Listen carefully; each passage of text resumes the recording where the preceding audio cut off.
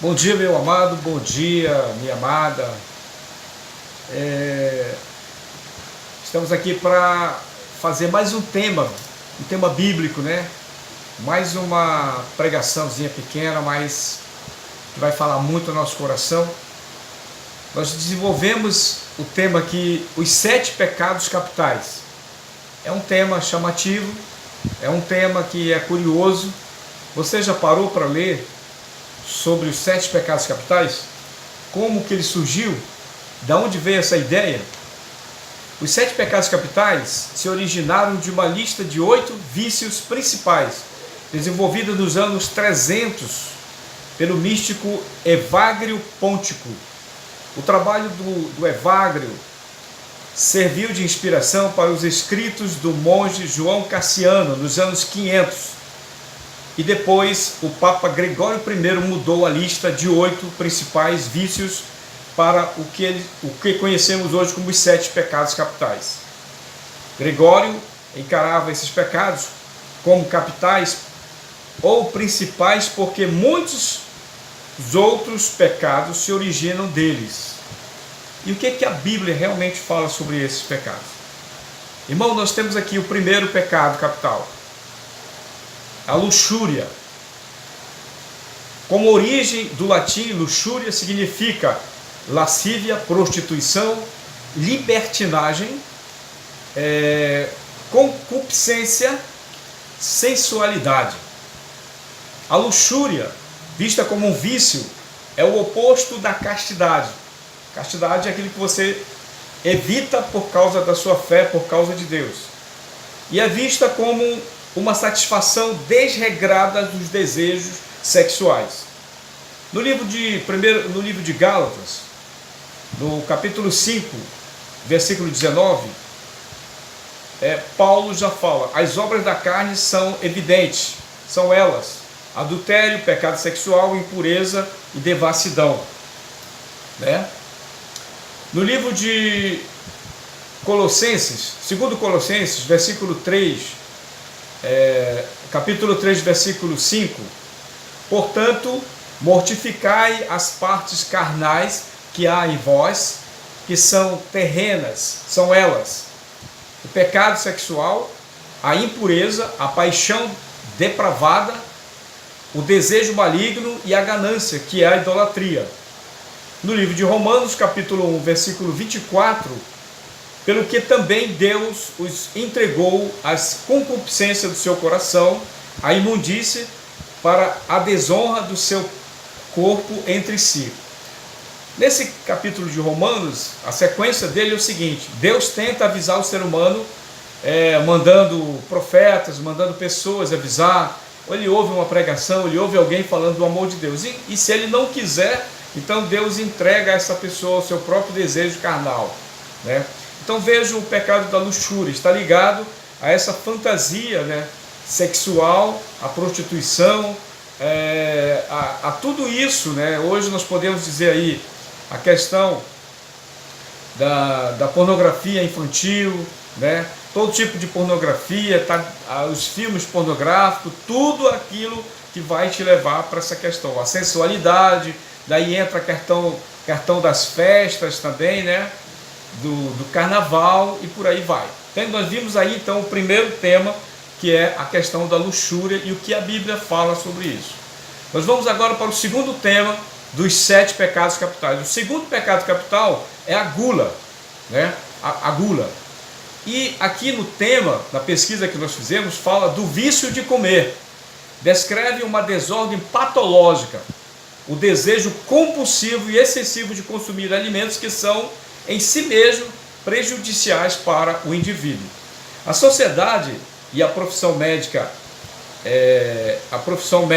compreende, inclui o alcoolismo, o vício às drogas. Qualquer substância ingerida em excesso torna fisiologicamente e mentalmente dependente dessas substâncias, né? E nós vamos então para a Bíblia agora. No livro de Gálatas, capítulo 2, versículo 17, ele fala: mas da árvore do conhecimento do bem e do mal não comerás dela, porque o dia em que dela comerás, certamente morrerás. Então, Já desde o comecinho da Bíblia, nós temos esse versículo, que também é usado para um monte de outras coisas, mas que eu peguei, que fala de comer daquilo que não é bom, né? Daquilo que faz mal. Peguei esse versículo, mas tem muitos outros, irmão. No livro de Provérbios, no capítulo 23, do versículo de 20 a 21, nos adverte: não estejas entre os bebedores de vinho, nem entre os comilões de carne, porque o beberrão e o comilão caem em pobreza, e a sonolência vestirá os trapos e o homem. Ainda no Provérbio, no capítulo 23, do versículo 2, está escrito: proclama, mete uma faca à tua garganta, se és homem comilão. Então veja, a Bíblia adverte essa questão do vício e da sede, da fome. Também temos que nos libertar disso. É o segundo pecado capital, o pecado da gula. Nós temos aí como exemplos essas comidas fast foods, né? Um monte de sucos, guaraná em pó, açaí, tudo isso carregado de açúcar.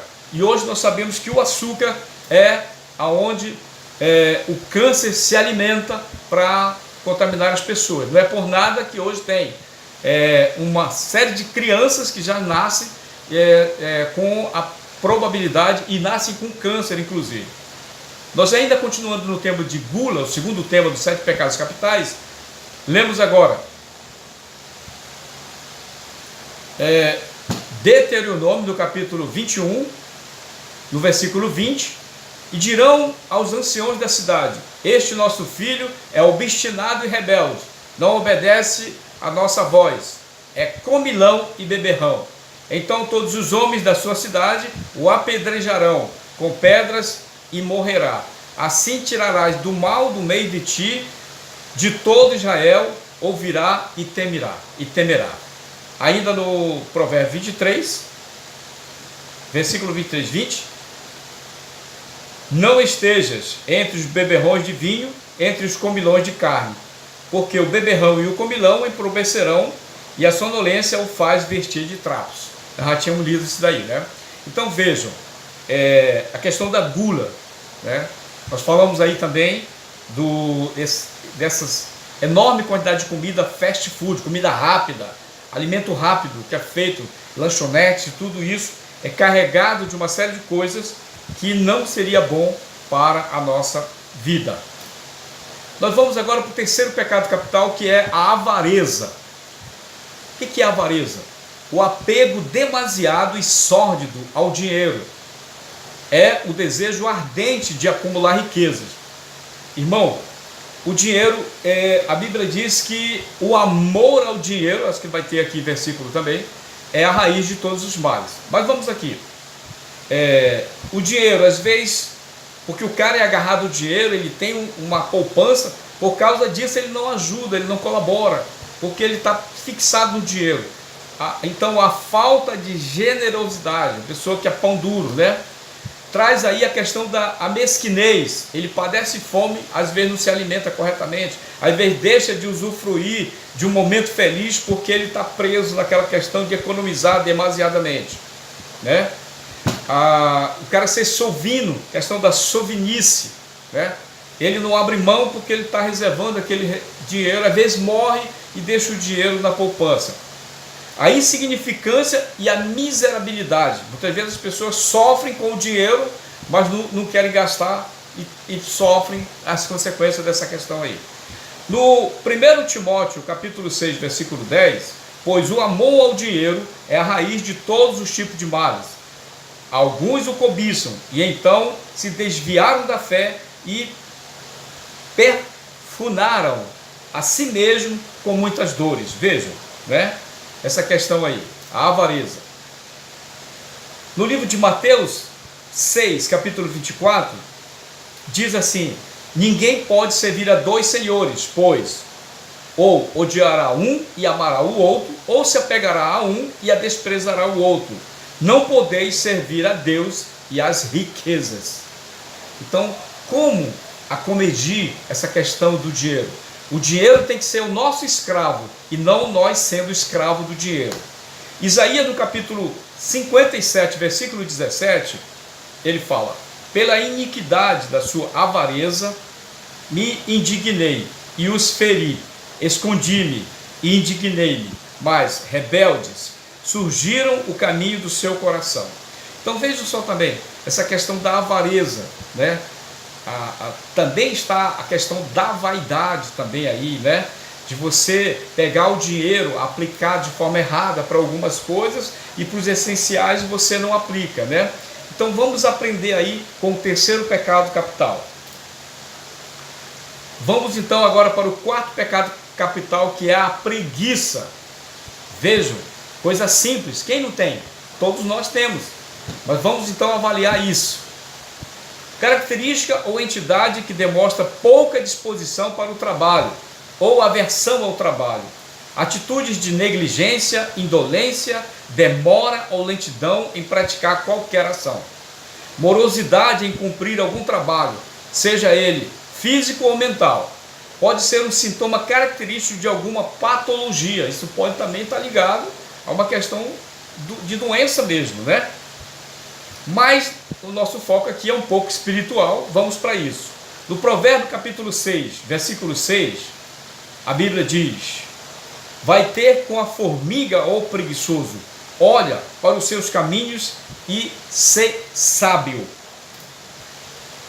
Provérbios 10, 4, aquele que trabalha com mão preguiçosa empobrece, mas a mão de quem trabalha com empenho enriquece.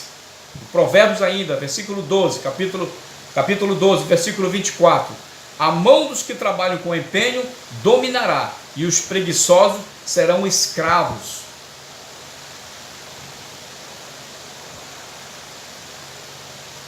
Serão escravos. Provérbios capítulo 20, versículo 4, o preguiçoso não lavra no inverno, por isso ele mendigará durante a ceifa, pois nada terá. Então veja como essa questão da preguiça, né, a falta de disposição, a lentidão, tudo isso é problema, né? Tudo isso vai levar você ao atraso de vida, não é verdade? E vamos agora para o quinto item dos 7 pecados capitais. O quinto pecado capital é a ira, a raiva, o ódio, né? Vamos ver o que fala disso. A referida palavra é conhecida como a paixão que incita toda a nossa agressividade contra alguém ou algo.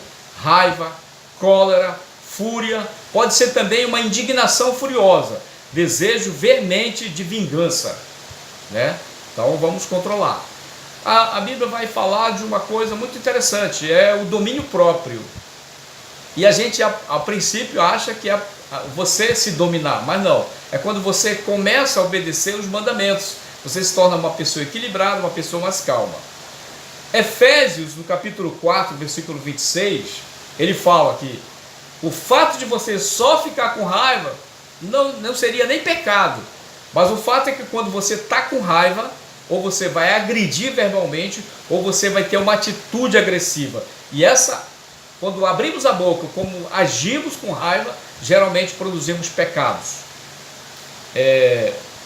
Toda amargura e ira, e cólera, e gritaria, e blasfêmia, e toda malícia seja tirado de entre de vós, né? Ainda na sequência aqui do capítulo 4, no versículo 26, 27 e 31.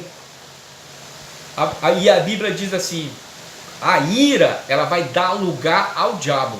Então, no versículo 27 do capítulo 4, ela vai dizer, do livro de Efésios: não deis lugar ao diabo. Quer dizer, não fique com raiva. Amém? Glória a Deus. No versículo 32 ainda, do livro de Efésios: antes, sede uns para com os outros benignos, misericordiosos, perdoando-vos uns aos outros, como também Deus vos perdoou em Cristo Jesus. Para fechar, mano, o quinto, que é a ira, a raiva, o ódio. Tiago capítulo 1, versículo 19. Sabeis isto, meus amados irmãos, mas todo homem seja pronto para ouvir, tardio para falar, tardio para se irar. A paciência, que é uma virtude de Deus para combater a ira. Vamos para o sexto. A inveja, o desejo de possuir um bem que pertence a outro. O desejo de possuir um bem que pertence a outro é um sentimento de inferioridade e de desgosto diante da felicidade do outro. É um sentimento de cobiça da riqueza, do brilho e da prosperidade alheia. Por isso que é importante nós termos essa alegria quando o irmão ganha, sobe, conquista alguma coisa. Se a alegria do outro nos entristece, isso é um problema que nós temos que resolver. Nós temos que nos alegrar com a alegria do outro. Está intimamente ligado ao ciúme, no momento que produz desgosto ou tormento ao indivíduo que almeja possuir algo de alguém. Vamos para o provérbio do capítulo 14, versículo 30. O coração com saúde é a vida da carne, mas a inveja é a podridão dos ossos. É duro, meu irmão, ouvir isso, mas Deus é perfeito daquilo que nos ensina. No capítulo de Gênesis, no capítulo 8, versículo 4, perdão, vamos repetir. Gênesis 4, 8, vai relatar aquela questão de Caim e Abel, né? E falou Caim a seu irmão Abel, e aconteceu que, estando eles no campo, Caim se levantou contra seu irmão e o matou, porque a oferta de Caim agradava o coração de Deus, mas a oferta de Abel não agradava. Então, Abel devia se alegrar, se espelhar em Caim e dizer: poxa vida, eu não trouxe uma oferta agradável ao Senhor, mas na próxima vez eu vou trazer. Mas não, ficou com inveja e acabou por ter matado Caim. Então, só para a gente ver aqui como a inveja é um problema muito grande. É um problema muito grande. Temos que nos alegrar com a alegria do outro, com a felicidade do outro, com o sucesso do outro. Se isso não está acontecendo na nossa vida, temos algo para corrigir. Sétimo e último dos pecados capitais, o orgulho. É uma característica de alguém que tem um conceito exagerado de si próprio. Também pode significar altivez, brio, pundor, dignidade, soberba, altivez, vaidade, arrogância, podendo mesmo revelar desprezo em relação a outra pessoa. Ausência de humildade, o orgulho. Existe um orgulho muito bom, saudável, né? Que é ser otimista. Mas esse orgulho existe uma linha. Se ele for exagerado, né? Se você começar a menosprezar os outros, considerar os outros menores que você, isso passa a ser um problema, né? E se você não tiver humildade, a humildade é um sentimento muito importante, amor, de reconhecer os seus erros ou de aceitar o ponto de vista de diferentes pessoas. Nós temos aí na história, né, da literatura aí algumas grandes pessoas inteligentes, né, tinham como, por exemplo, Freud, que é o pai da psicologia considerado. Ele tinha um grande problema de não aceitar o ponto de vista de outros da mesma área dele. E depois, mais tarde, a história provou que Freud não estava certo totalmente, estava errado também. Então, o orgulho, né? No livro de Tiago, no capítulo 4, no versículo 6, diz assim: porém, ele concede uma graça maior. Por isso diz: Deus resiste aos soberbos, aos orgulhosos, mas concede graça aos humildes. Então, veja só, a humildade contrapondo ao orgulho. Ainda no livro de Provérbios, no capítulo 16, no versículo 18, fala: a soberba, o orgulho, procede à ruína, e a altivez do espírito procede à queda. Então, meu irmão, para a gente meditar, né? Para a gente meditar nisso, eu falei para vocês nos 7 pecados capitais, em que você pode meditar sobre esses pontos. Você pode fazer uma linha de direção da sua vida, aonde que nós podemos estar cometendo esses erros, esses pecados. Isso não agrada o coração de Deus. Então nós desenvolvemos aí os 7 pecados capitais. Amém?